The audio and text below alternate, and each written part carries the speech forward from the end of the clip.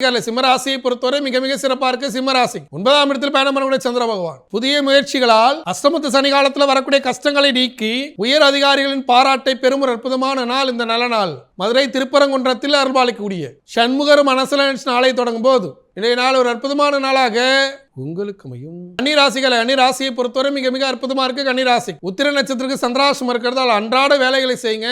அடுத்தவரோட வாக்குவாதத்தில் ஈடுபடாதீங்க. கண்டசனி என்பது வெளி உலகத்தில் சந்தோஷத்தையும் குடும்ப உறவுகளோடு வாக்குவாதங்களையும் வருத்தங்களையும் கணவன் மனைவி உறவில் சில சந்தேகங்களையும் சில சங்கட்டங்களையும் ஏற்படுத்தும்.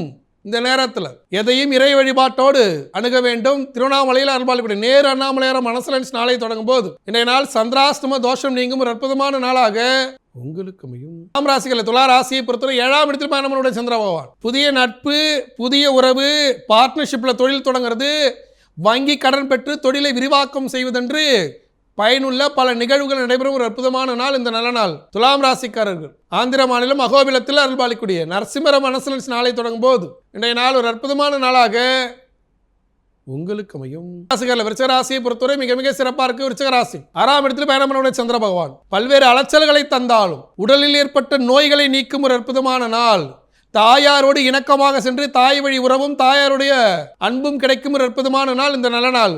விருச்சிகராசி அன்பர்கள் பாண்டிச்சேரியில் அருள்பாலிக்கூடிய மணக்குள விநாயகரை மனசுல நினைச்சு நாளை தொடங்கும் போது இன்றைய நாள் ஒரு அற்புதமான நாளாக உங்களுக்கு அமையும்.